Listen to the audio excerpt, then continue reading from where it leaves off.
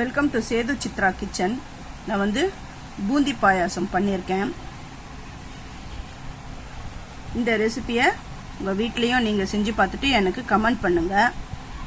First என்னுடைய சேனலை பார்க்குறவங்க சப்ஸ்கிரைப் பண்ணுங்கள், ஆல் என்ற ஆப்ஷனை தொடுங்க. அப்போ தான் நான் போகிற ஒரு வீடியோவுடைய நோட்டிஃபிகேஷனும் உங்களுக்கு காட்டும். வாங்க வீடியோக்குள்ளே போகலாம். பூந்தி பாயாசத்திற்கு தேவையானவை பாருங்கள். 2 லட்டு எடுத்திருக்கேன். இதை வந்து உதிர்த்து விட்டுக்கணும். ஜவ்வரிசி வந்து கொஞ்சமாக தான் எடுத்திருக்கேன். கொஞ்சமானா ஒரு கைப்பிடி, அதாவது 3/4 கப் அப்படி எடுத்துக்கோங்க. நெய், குங்குமப்பூ வந்து இஞ்சி போனால் ஒரு 10 இதழ்கள் அதான் நான் எடுத்திருக்கேன். 2 ஏலக்காய், ஒரு கைப்பிடி முந்திரி. இது வச்சு தான் நான் வந்து பூந்தி பாயாசம் பண்ண போகிறேன்.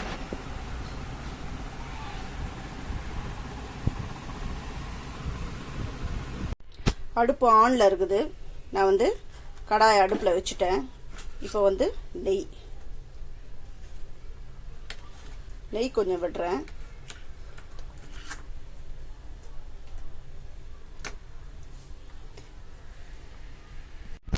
நெய் உருகிடுது. இப்போ என்ன பண்ணணும்னா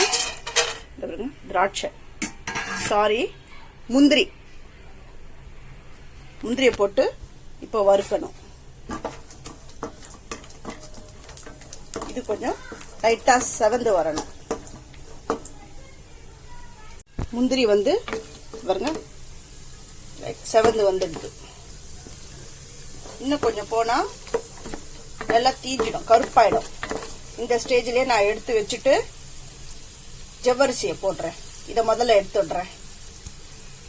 முந்திரியை நான் எடுத்துட்டேன். இப்போ வந்து ஜவ்வரிசியை சேர்த்துடுறேன். இது நல்லா ஃப்ரை பண்ணணும்.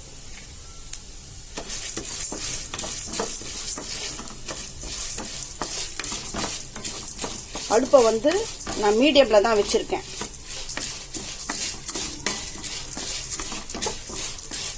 இது கொஞ்சம் வறுபடட்டும்.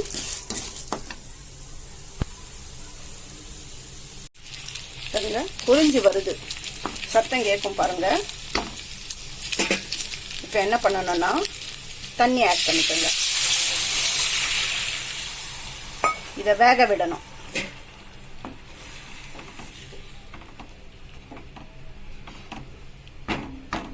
இது அப்படியே அப்பப்போ வந்து கலரி விடணும். அப்படியே விட்டீங்கன்னா நல்லா அடி பிடிச்சிடும். இது கலரி விட்டுட்டே இருக்கணும். இது கொஞ்சம் வெந்து வரட்டும்.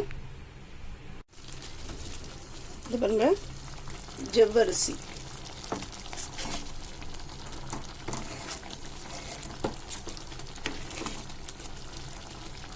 இந்த டைமில் அடுப்பை வந்து ஸ்லோவாக வச்சுட்டு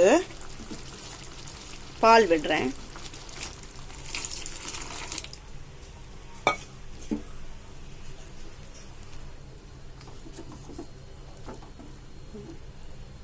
பால் போட்டோன்னே பாருங்க, ஜவ்வரிசி எப்படி அப்படியே கண்ணாடி மாதிரி வந்துடுது பாருங்க. இது கொதிக்கும் பொழுது அப்படியே நல்லா வெந்து அழகா முத்து முத்தா இருக்கும் ஜவ்வரிசி.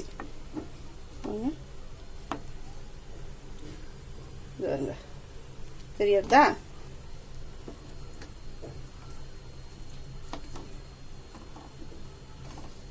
இந்த டைம்ல ஏலக்காய் போடுறேன், குங்குமப்பூ,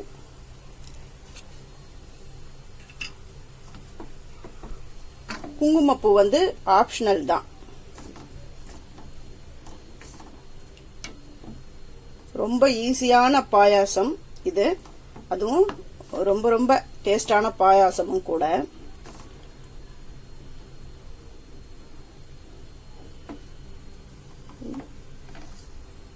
இதுக்கு வந்து சர்க்கரை வந்து பார்த்து போடுங்க. ஏன்னா நம்ம சேர்க்கிற அந்த பூந்திலையும் இனிப்பு இருக்கும்.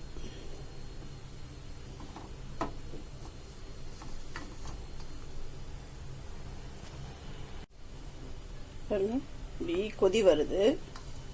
சர்க்கரை என்னன்னு ஆட் பண்ணிடுறேன். தேவையான அளவு, இனிப்புக்கு தேவையான அளவு சர்க்கரை நான் ஆட் பண்ணிட்டேன்.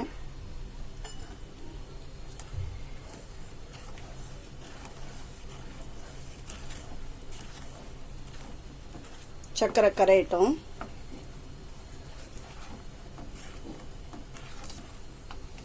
கரைஞ்ச உடனே இந்த பூந்திகளை இதில் சேர்த்துடலாம். இந்த பாயாசத்தில் சேர்த்துடணும்.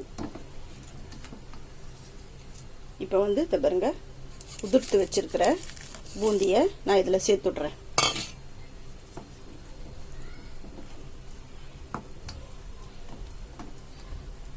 ரெடி ஆயிடுது. ஃபைனல் டச்சாக என்ன பண்ணணும்னா, வறுத்து வச்சிருக்கேன் இல்லையா, அந்த முந்திரி பருப்பையும் இதில் நான் சேர்த்துடுறேன். பூந்தி பாயாசம் ரெடி ஆயிடுது.